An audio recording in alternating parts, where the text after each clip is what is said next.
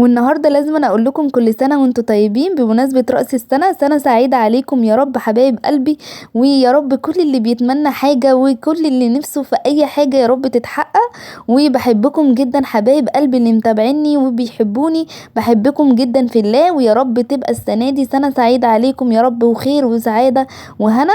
وهنعمل مع بعض كده النهارده تورتيه جدا بسيطه وسهله جدا، وعايزه اقول لكم هتبقى شكلها رائع جدا، وبجد هتفرح جدا اولادكم، وهتبقى جميلة جدا وفي نفس الوقت مش مكلفة، يعني سعرها اقل من بره بكتير، وفي نفس الوقت هتبقى طعمها تحفة جدا.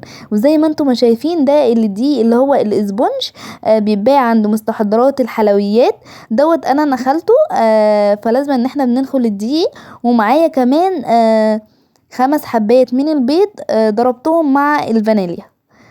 وبعد كده بدأت ان انا انزل الدقيق الاسبونج، هنقلبه كده تقلبتين كده عشان خاطر بس ما يبهدلناش المكان.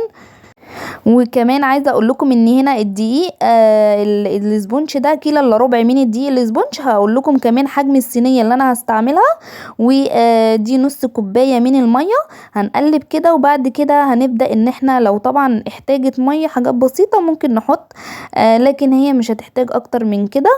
هنا بقى معانا دوت محسن الجيلي. ده محسن الجيلي دوت بيتباع برضو عند مستحضرات الحلويات، بيبقى حلو جدا.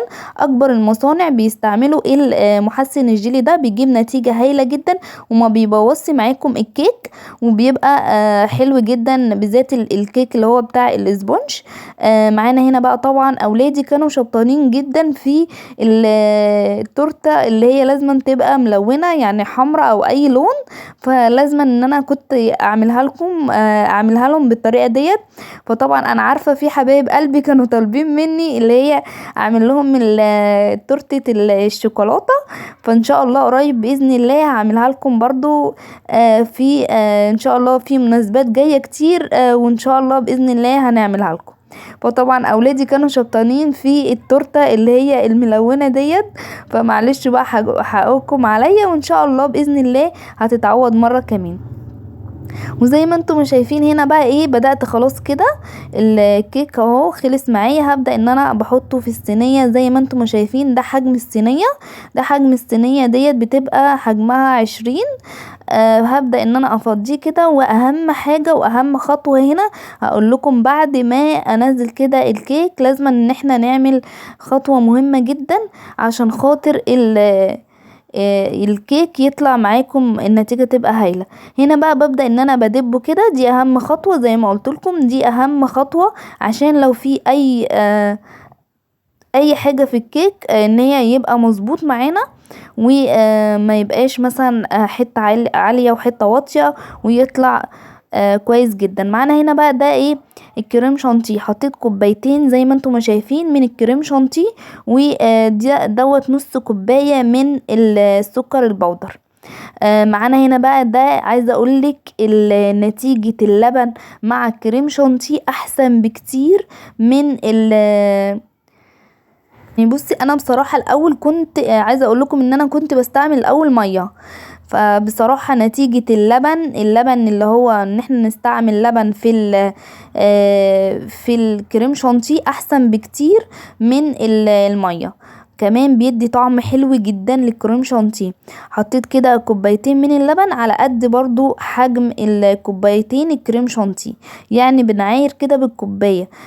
حطينا كوبايتين كريم شانتيه، نحط كوبايتين من اللبن او المية زي ما انتم ما تحبوا برضو. بس بصراحة انا بفضل اللبن بيدي طعم تحفة جدا، بيدي دسامة كده حلوة، يدي طعم كمان للكريم شانتيه، ما يبقاش تحسوا ان انتوا بتاكلوا يعني التورته كده يبقى ليها طعم مش حلو. فبصراحة اللبن بيدي طعم حلو جدا، فلازم ان انتوا تجربوه بجد بالطريقة باللبن، بيبقى النتيجة بتبقى هايلة جدا. معانا هنا بقى دوت الكيك بعد ما طلع معانا. هبدأ بقى ان انا افكه كده، ولازم ان احنا بنحط الكيك في التلاجة بالذات اللي هو بتاع الاسبونج، عشان ان هو بيبقى طبعا سخن جدا، ما ينفعش ان احنا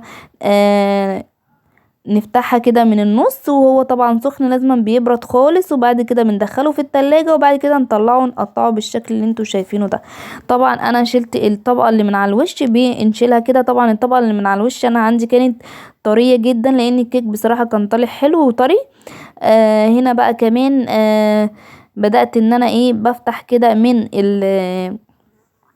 النص كده بالشكل اللي انتوا شايفينه ده، يعني زي اكننا كده بننشر بالشكل اللي انتوا شايفينه ده.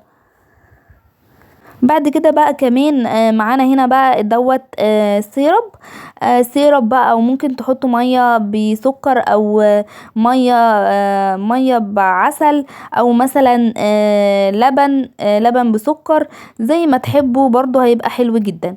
هنا بقى ببدأ ان انا احط كريم شانتيه بالشكل اللي انتوا شايفينه ده. بصوا يعني ما فيش اللي هي البلبلة ديت، ممكن نستعمل برضو اي حاجة عندنا، مش شرط خالص الحاجات اللي احنا بنستعملها ديت، يعني اي حاجة هتتعمل احنا طبعا في البيت وبنعمل في البيت. فالحاجة يعني مش شرط ان احنا نجيب حاجات مخصصة عشان خاطر ان مثلا نعمل التورتاية ونكلف نفسنا.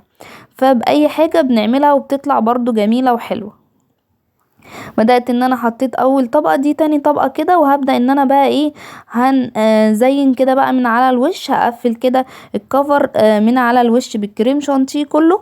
وبعد كده ببدأ ان انا هنزين كده حاجات بسيطة جدا ورقيقة، وهتبقى شكلها جميل جدا وهتفرح جدا الاولاد، بجد هتبقى حلوة قوي. بس اهم حاجة لو وصلتوا لغاية هنا ما تنسوناش في اللايك والاشتراك، وتفعلوا زر الجرس على الكل عشان يوصل لكم كل الاشعارات بتاعتنا الجديدة. وزي ما انتم شايفين كده بدأت ان انا قفلت كده من فوق، وبدأت ان انا برضو من على الجناب بالشكل اللي انتم شايفينه ده. سهلة جدا وبسيطة، مش متعبة خالص. وكمان تكلفتها هقول لكم برضو على تكلفتها، عشان في حبايبي كانوا عايزين يعرفوا تكلفة التورتة يعني بتبقى كام في البيت غير طبعا برا. بتبقى التكلفة برا بتبقى غالية، لكن تعمليها في البيت اول حاجة بتبقى بنظافة. تاني حاجة بتبقى كمان انتي بتحطي الحاجة اللي انتي حابة ان انتي تكلفيها، هتاخد منك طبعا فلوس كتير. حابة ان انتي مش تكلفيها، مش هتاخد منك فلوس كتير. زي ما انتم شايفين، بصوا انا عملت كده زجزجة كده من تحت من الجناب بالسكينة بالشكل المشرشرة ديت، بتدي شكل حلو جدا. وهنا برضو هعمل من على من فوق كده بالبلبلة برضو شكل كده بسيط حوالين داير زي ما انتم شايفين بالشكل ده. بصوا هو بصراحة انا عايزة اقول لكم طبعا على السعر، تكلفتها مش كتيرة طبعا. انا سألت عليها برا بتكلف 150 جنيه. وبصراحة يعني 150 جنيه دي من فترة، يعني كنت سألة من فترة مش دلوقتي. طبعا الاسعار طبعا غليت. يعني اقل حاجة تورتة زي كده تكلفك من برا تشتريها ب200 جنيه، ده اقل حاجة.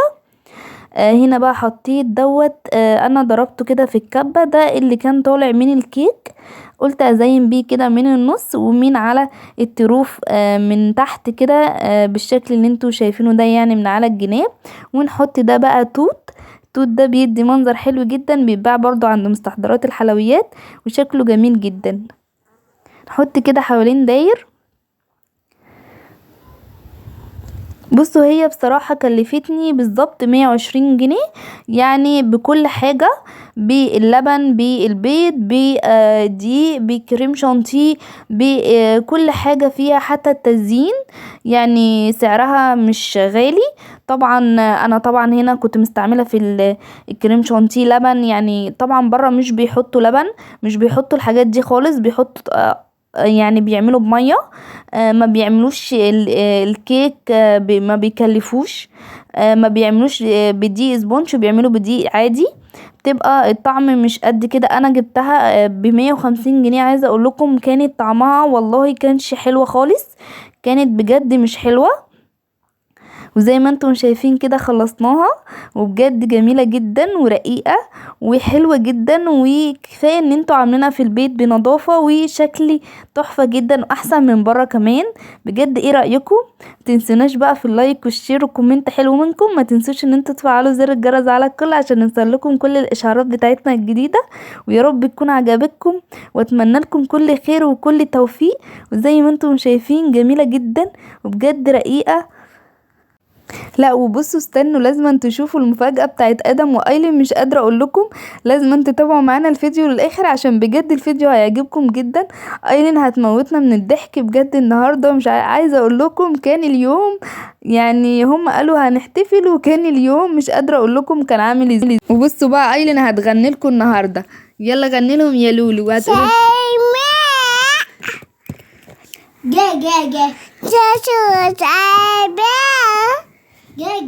قولوا لهم كل سنة وانتوا طيبين. قولوا لهم هابي نيو يير. اسمه ايه؟ هابي نيو يير.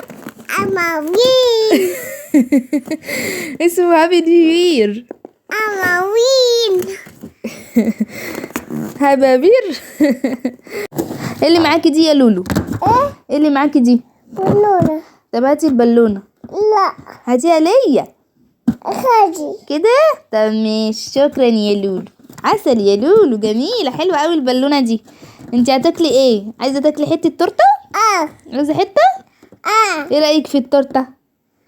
اديهم بوسة بقى. عسل يا لولو. اسمها ايه دي يا لولو؟ اسمها توتة. توتة. عايزة حتة توتة؟ اسمها توتة. اسمها تورتة. اسمها ايه؟ توتة. ماشي، هديكي حتة توتة. ايه رأيك في التوتة؟ حلوة؟ جميلة؟ عجبتك؟ اسمي ماما حبيبتي. يلا قولوا لهم حطوا اللايك. قول لهم حطوا اللايك.